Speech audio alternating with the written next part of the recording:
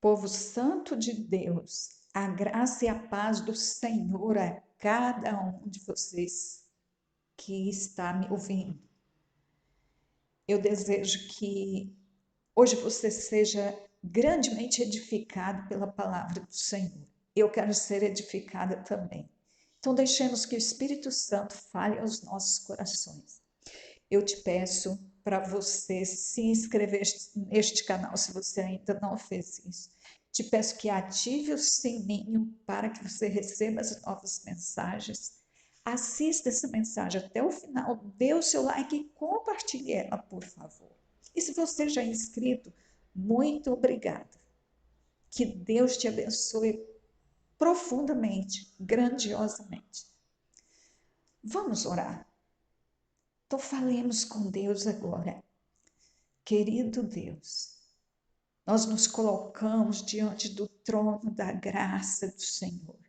Nós estamos agradecidos por mais uma semana que o Senhor nos deu, de livramentos, de sustento, de conhecimento, de alegria, de saúde, de paz. Obrigada, meu Deus. Toda glória, todo louvor, toda adoração sejam dados a Ti. Que a nossa vida te exalte em todo o tempo. Que a Tua glória resplandeça em nós em todo o tempo. Que tudo que eu fizer manifeste a graça de Deus. Que tudo que meus irmãos aqui queridos e amados fizerem manifeste a graça de Deus. Pai, eu te peço que abençoe de forma poderosa a todo aquele que está ouvindo esta mensagem. Que o Senhor faça uma obra surpreendente na vida de cada um. E, Pai, coloque esta mensagem dentro de cada um de nós. Nós queremos amor, Senhor. Coloque o teu amor em nós, Senhor. Nós queremos amar a todos, Senhor. Nós queremos que as misericórdias do Senhor sejam renovadas em nós. Queremos que as nossas misericórdias sejam renovadas nesta manhã, conforme acontece com o Senhor. Oh Pai, que seja assim, que seja assim, que seja assim, para a glória do teu nome. Amém.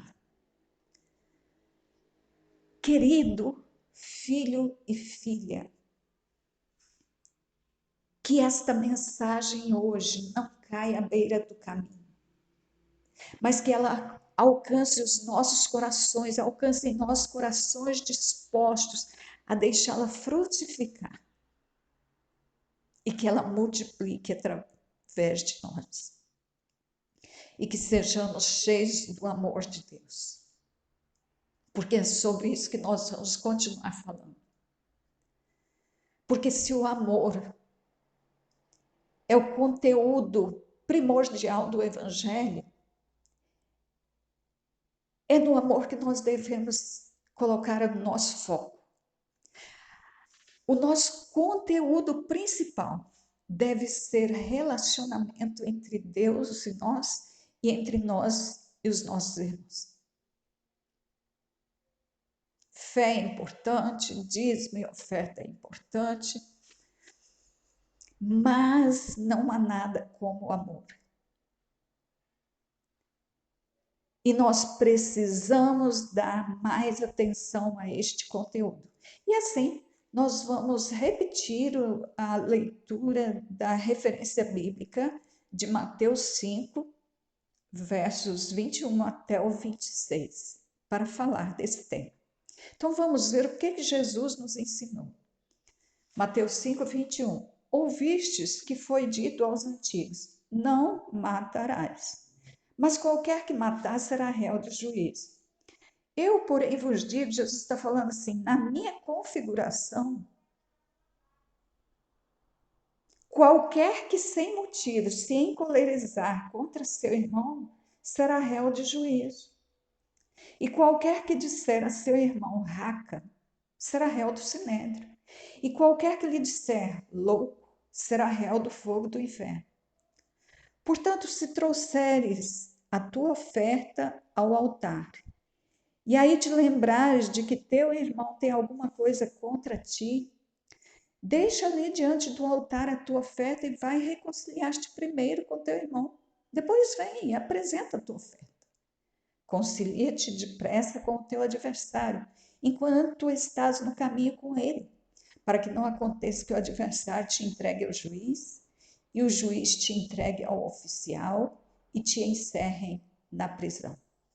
Em verdade te digo que de maneira nenhuma sairás dali enquanto não pagares o último ceitil. Então, quem tem ouvidos, ouça o que o Espírito diz à igreja. Então, Jesus falou assim: olha, foi ensinado assim, não mate, porque se matar vai ser ajuizado, vai ser penalizado, vai ter um castigo. Aí Jesus vai e fala assim, para mim, quanto a esse tema, aquele que sem justa causa se encolerizar contra o seu irmão, ele já é réu de juízo. Ele já se tornou culpado. Ele já está apto a receber o castigo, porque ele já matou. E Jesus continua: e qualquer pessoa que disser para outra assim, raca, ou seja, viu, você é um imbecil, você é um idiota. Então, palavras assim, tão simples, aparentemente, mas que são pejorativas, que ferem, que denigrem, que desvaloriza o outro. Então, qualquer palavra que eu disser que venha desvalorizar o outro, me coloca numa condição de ré, de criminosa. E aí eu sou apresentada a um sinédrio. E Jesus continua: e qualquer pessoa que disser assim para o outro, olha, você é um louco, você é uma louca. Jesus falou: esse aí já é réu do fogo do inferno. Eu não vejo, assim, muitas pregações a respeito disso, não. Porque parece um exagero de Jesus. A gente lida com isso como se isso fosse mentira, como se isso não acontecesse. Porém, foi Jesus quem disse, e ele é a verdade. E Jesus ele está falando como advogado e como juiz. Ou seja, ele é especialista neste assunto. E ele está falando do que acontece no mundo espiritual. Então, no mundo físico, a gente não vê nada acontecendo. Aparentemente, não. Mas no mundo espiritual, as coisas estão acontecendo. Qualquer palavra que sai da minha boca vai mover o mundo espiritual, seja o celestial, seja das trevas. Jesus, inclusive, disse em Mateus 12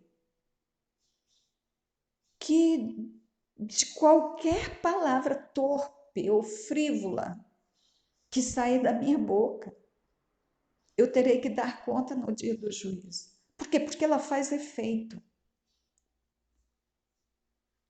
Então, aquele que chamar o outro de louco, ele é réu do fogo do inferno, diz Jesus.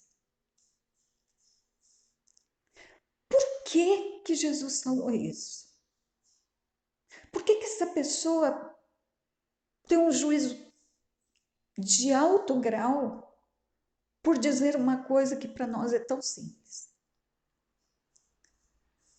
Porque o que ela fez não é simples. E pela colheita que ela está tendo, pela colheita que Jesus declara que uma pessoa que pronuncia isso terá, nós sabemos que foi isso que ela semeou. Porque conforme Gálatas 6, 7. Tudo que o homem semear, ele vai colher. Então, quem é réu do fogo do inferno é porque lançou a alma do outro no fogo do inferno. Semeou isso e está colhendo. Ou seja, será recompensado, terá como salário o mesmo juízo.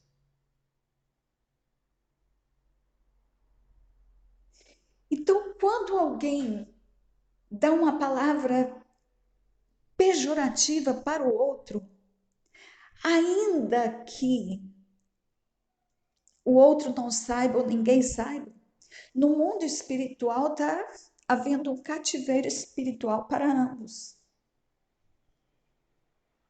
E quem diz isso é o nosso juiz, nosso advogado.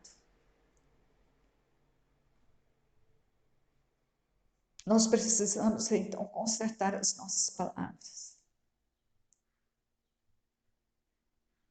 Imagine, então, o que vai ser dito quando o que vai ser feito no mundo espiritual quando eu disser a alguém: ou você é um abençoado, você é amado de Deus. Eu terei a colheita do mesmo nível da minha semeadura.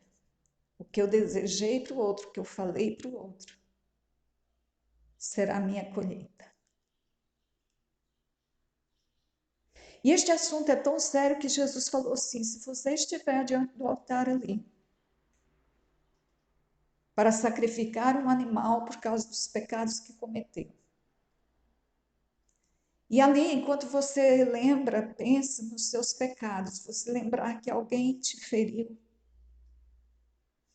ou lembrar que alguém está ferido com você, na verdade. Deixa o animal ali, amarra ele ali, vai, corre lá. E reconcilia-te primeiro com o teu irmão. Depois você vem, apresenta a sua oferta, você vai estar em paz, Deus vai receber. Os nossos sacrifícios hoje são outros. Quais são os nossos sacrifícios? Cantar, adorar ao Senhor, entregar dízimos e ofertas, participar da ceia do Senhor, orar. Isso são alguns exemplos de sacrifício. Jesus está falando assim: não faça nada disso ao Senhor se você está em contenda com o seu irmão. Ele está dizendo assim: a reconciliação é mais importante, porque o mundo espiritual está agindo e o processo só vai se agravando. Então, corre antes lá e dê um basta. Interrompe o mal. Depois você vem e adora. Porque se você fizer isso, se você prestar sacrifício sem reconciliação, quem vai receber isso não é o Senhor Deus. Porque Deus não tem harmonia com esse tipo de coisa.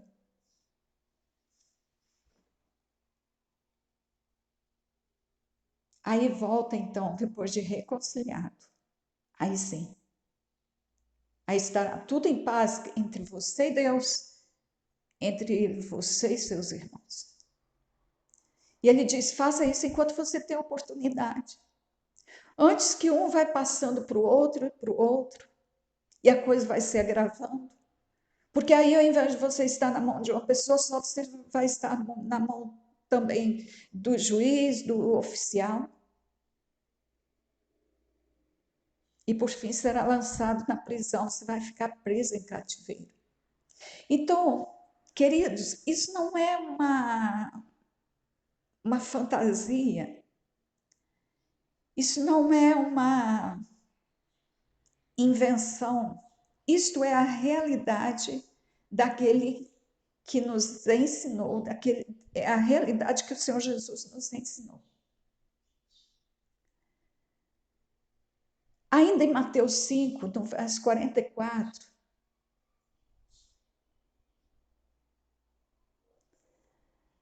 Jesus disse assim: eu, porém, vos digo. Vamos ler o 43. Ouvistes que foi dito: amarás o teu próximo e aborrecerás o teu inimigo. Então, antigamente foi ensinado isso. Houve uma permissão para isso: ó, ama o teu próximo. Mas aquele que é o teu inimigo, você não precisa favorecê-lo. Aí Jesus falou assim: mas agora, pela minha palavra, o que eu digo é: amai os vossos inimigos, bendizei os que vos maldizem, fazei bem aos que vos odeiam, e orai pelos que vos maltratam e vos perseguem. Então, esta é a prática que o nosso mestre ensina.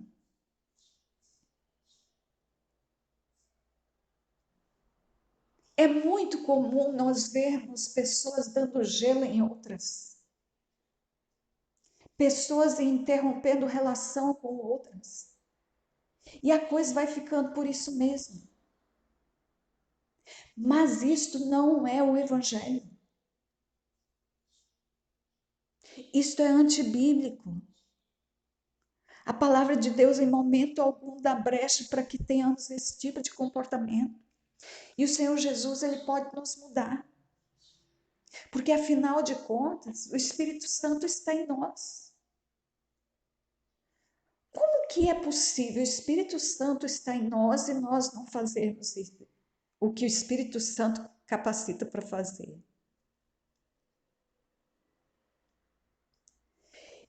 Então, quem tem o Espírito Santo, quem participa do reino de Jesus, ele ama o inimigo. Ele fala bem de quem fala mal dele. Ele faz bem a quem odeia ele. E ele ora por quem o maltrata e por quem o persegue. É totalmente fora da lógica humana. Mas essa é a sabedoria de Deus, é o poder de Deus. Esta é a vontade de Deus e isto é perfeito, é bom, é agradável. Então, esse é o ensino do Senhor para nós. E ele continua dizendo assim: para que sejais filhos do vosso Pai que está nos céus. Porque Deus, ele faz que o seu sol se levante sobre maus e bons. Faz a chuva descer sobre justos e injustos. Então, os filhos de Deus agem da mesma forma, ou seja, na contramão da maldade que o outro fez. Porque se nós agirmos com o outro na mesma medida, nós estaremos sendo iguais. E por que a gente está condenando o outro se a gente tem o mesmo comportamento?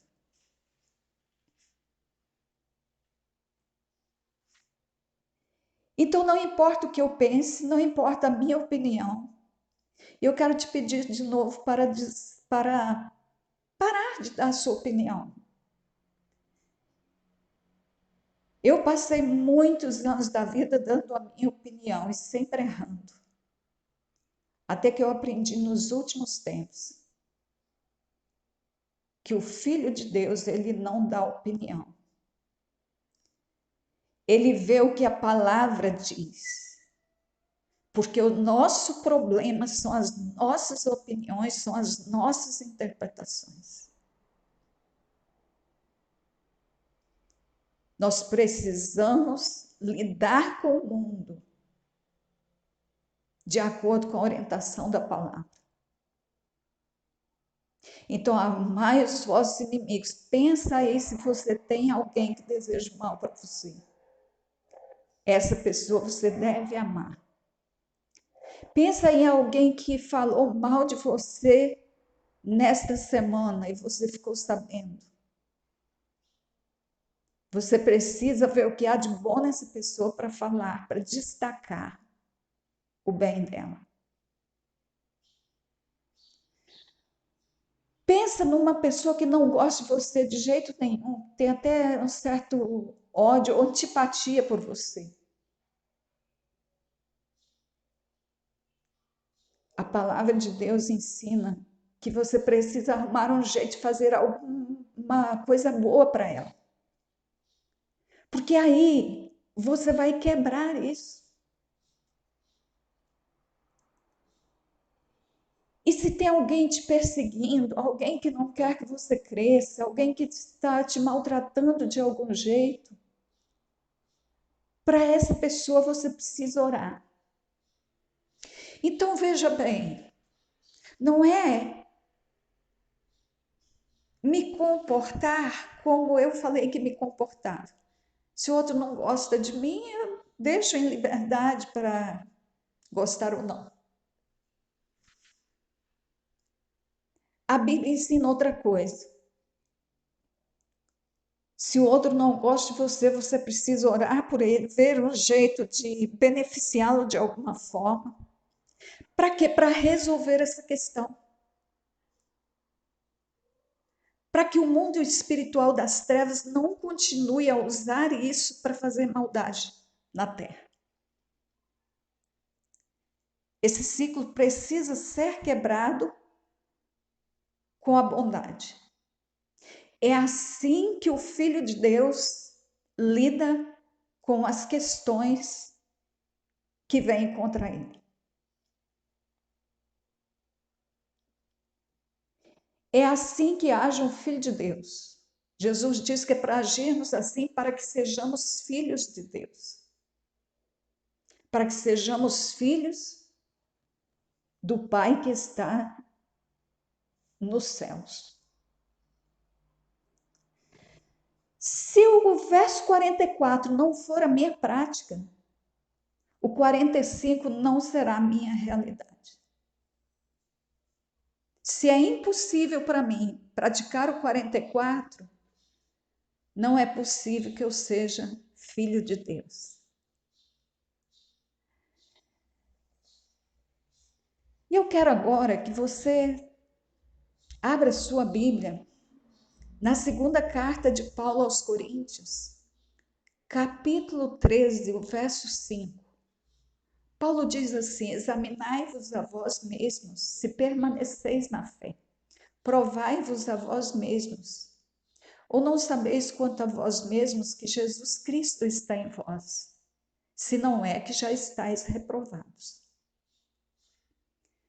Eu ouvi um pregador há muitos anos pregando sobre este versículo, e ele citou na introdução da sua mensagem como ilustração o trabalho dos paramédicos que atendem pessoas nas rodovias, nos acidentes de carro. E ele diz que quando os paramédicos se aproximam das vítimas, diante daquelas pessoas que não se sabe se estão vivas ou mortas, os paramédicos vão verificar os sinais vitais dessas pessoas. Respiração, pulsação, temperatura, pressão arterial, para ver se há algum sinal de vida,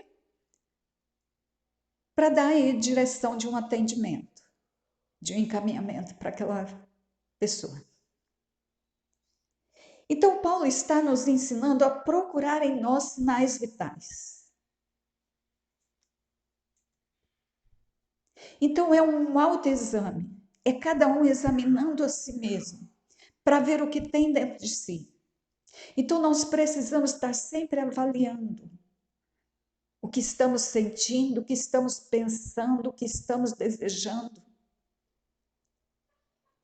Estes são meios de nos examinarmos para ver o que está realmente dentro de nós, quem é que está agindo em nós. E uma ótima maneira de eu provar a mim mesmo, porque Paulo fala, para nos examinarmos, nos sujeitarmos ao exame, nos predispormos a uma prova, nós mesmos nos colocarmos às provas, não precisar que outro nos prove. Então, um ótimo momento para nós provarmos a nós mesmos é quando alguém faz algo que nós não gostamos, quando somos confrontados, quando somos afrontados, rejeitados, esquecidos, quando falam mal de nós. Quem somos nós diante desse tipo de coisa? Então, estas experiências são exemplos de oportunidades para nós provarmos a nós mesmos. Quais são os sentimentos que vêm dentro de mim quando eu sou afrontada? Quando eu recebo a notícia de que alguém falou mal de mim? O que eu sinto, o que eu penso, qual desejo me vem, qual a minha reação? Isso vai indicar quem eu sou. Então, diante de inimigos, diante de quem fala mal de mim, diante de quem me afronta, quem sou eu? Porque eu não sou a pessoa que se apresenta normalmente. Eu sou a pessoa que se apresenta diante das provas. Esta é a minha realidade. Eu preciso medir os meus impulsos quando sou pega de surpresa. Eu tenho que ver onde está o meu controle, quem é que está me controlando. Então, Paulo nos faz esse convite para o autoexame, para a autoprova. Nós precisamos fazer esse exercício em nós sempre. Eu aprendi há alguns anos a vigiar o que acontece dentro de mim. Quando acontece algo que eu não gosto, e quando esse algo vem da parte de alguma pessoa. Ou quando o próprio Deus não atende uma oração, naquele momento, do jeito que eu quero. Quando as coisas não estão do jeito que eu quero. Quando alguém faz algo que me desagrada. Eu tenho procurado olhar para dentro de mim para medir que sentimentos eu tenho naqueles momentos. Que pensamentos, que reações, que desejos. Quando alguém, por exemplo, fala mal de mim, o que eu sinto, o que eu penso, o que eu desejo diante disso? De início, eu fico entristecida com aquela pessoa. Mas eu procuro resolver isso de imediato. Mas sim, logo em seguida, eu fico muito triste comigo mesmo. Se eu olho para mim e vejo que há sentimentos de mal-estar, que há sentimentos ruins, que há pensamentos ruins, que há desejos ruins, eu fico assim, como é que isso ainda está dentro de mim? Eu tenho isso ainda. Depois de tantos anos de caminhada na vida cristã, isso ainda está dentro de mim. Eu ainda sou capaz de sentir isso.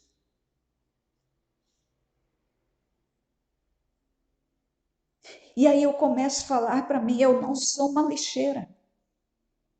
E assim eu tenho vencido esse tipo de coisa.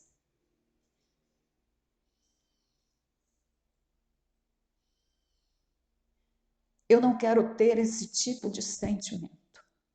E se tenha por alguns instantes, eu quero que suma de mim o mais rápido possível. Porque eu quero ter em mim aquilo que o meu mestre e Senhor me ensinou. Em várias partes das Escrituras, inclusive onde já lemos, Mateus 5,44. Então, queridos, Paulo está falando aqui para os cristãos de Coríntios, para que eles façam um autoexame, para ver se eles permanecem na fé. E essa fé aqui não é a capacidade de crer que tudo é possível ao que crer, que Deus atende orações. Não. Essa fé aqui é a fé do Evangelho. São os preceitos da vida cristã. Paulo está falando, prove, examine vocês mesmos, vê se tem aí dentro de vocês o amor, a humildade, a mansidão, a benignidade. Vê se Cristo está dentro de vocês. Ele falou, se é que vocês já não estão reprovados. No verso 3 do mesmo capítulo, ele fala assim, visto que buscais uma prova de Cristo que fala em mim, o qual não é fraco para convosco, antes é poderoso entre vós. Ele falou, vocês estão buscando uma prova de Cristo que fala em mim.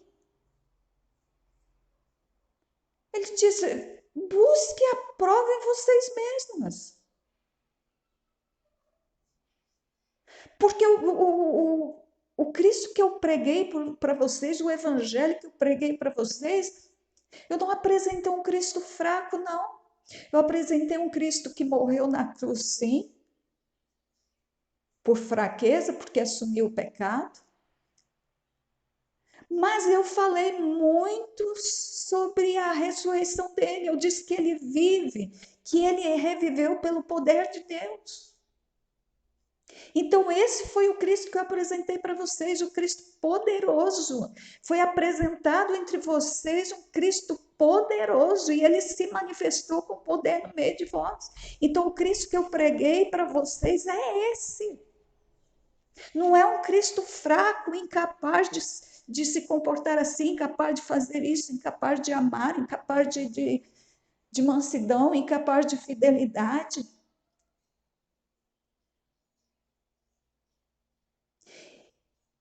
Então, esse Cristo, se vocês ouviram a palavra que eu preguei, ele está em vós, diz o verso 5.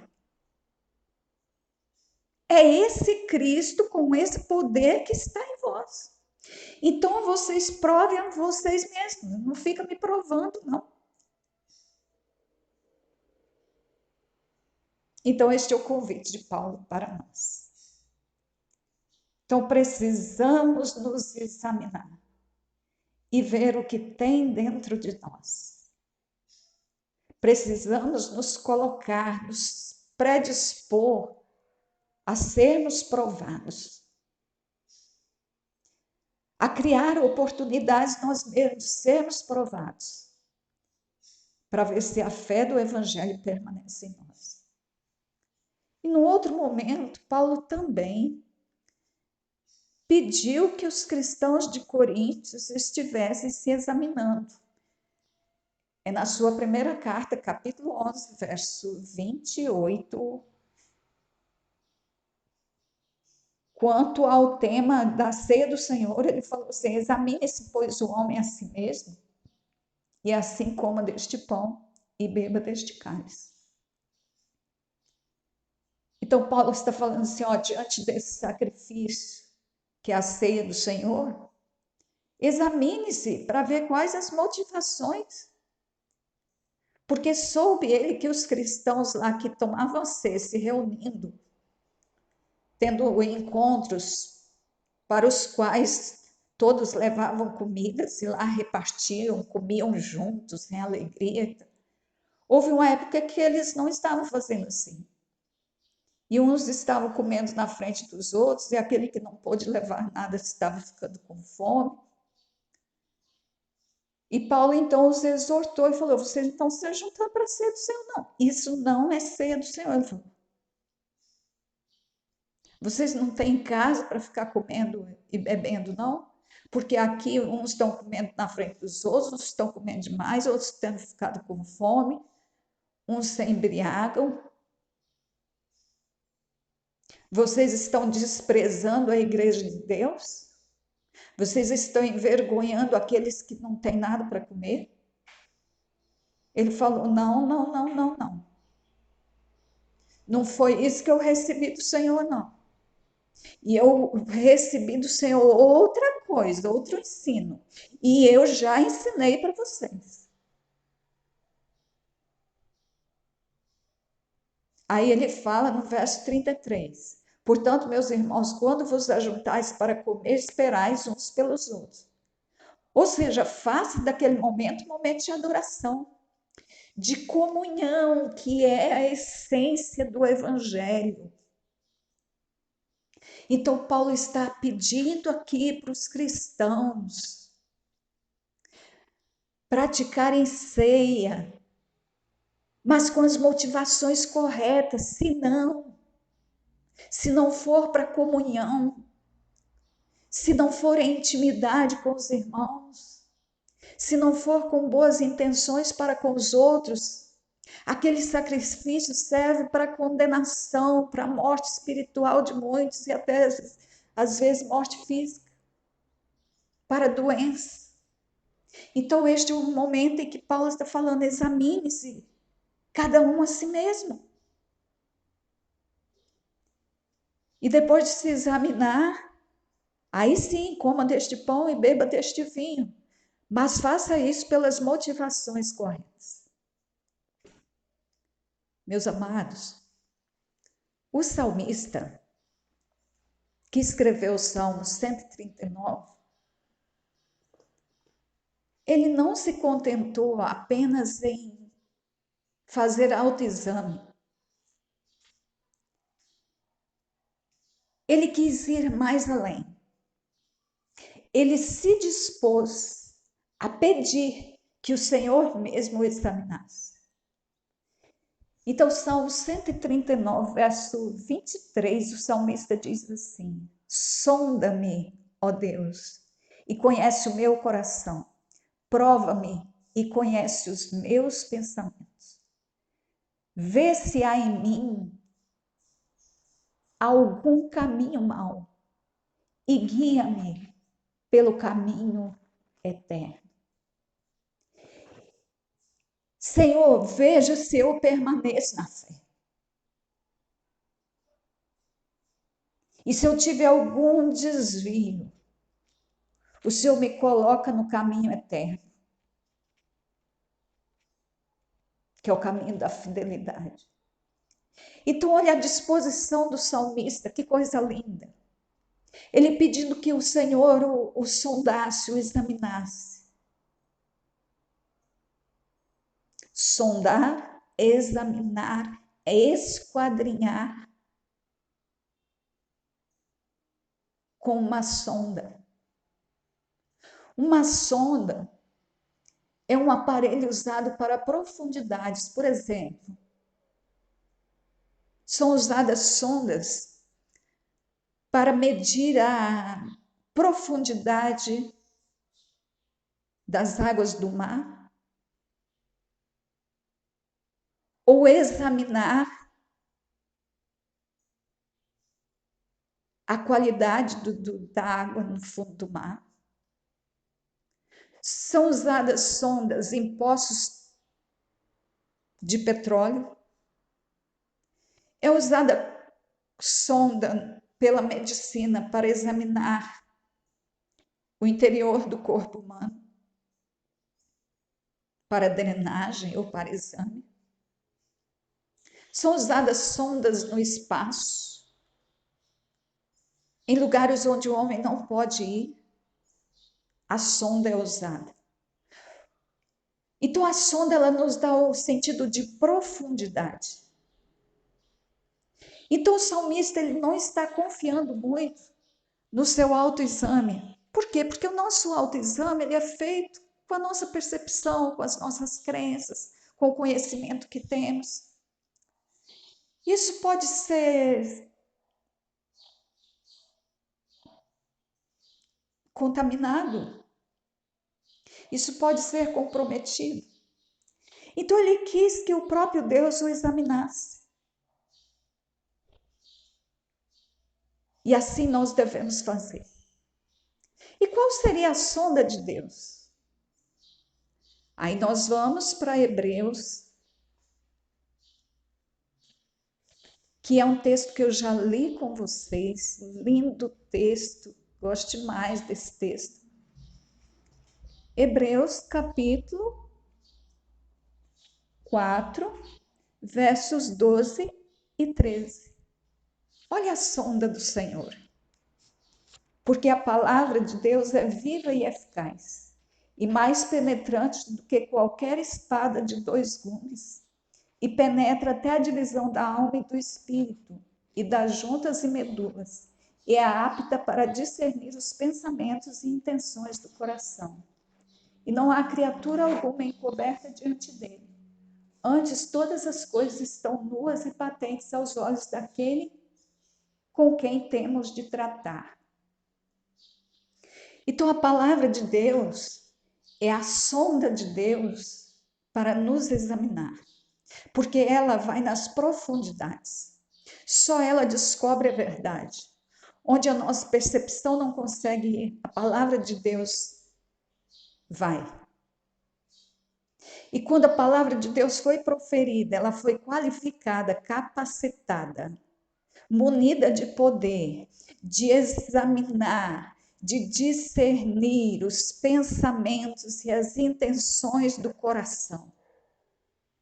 Então, a palavra de Deus é o nosso único recurso capaz de nos sondar verdadeiramente.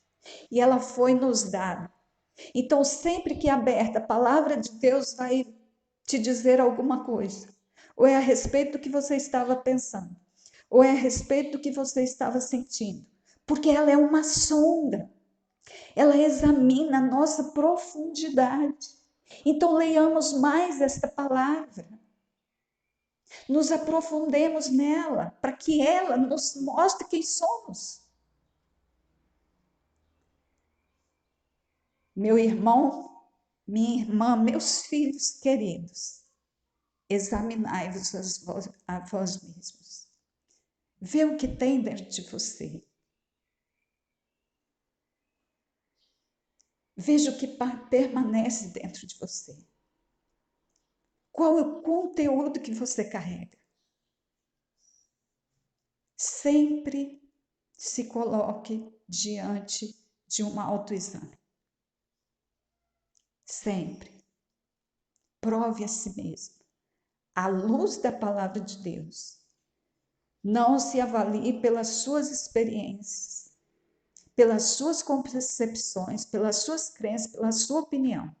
Se avalie pela sonda de Deus, que é a sagrada, a bendita palavra de Deus. O Senhor abençoe você e peça a Ele todos os dias para colocar amor em seu coração, que é isso que eu estou fazendo. Em nome de Jesus, eu te abençoo. Amém.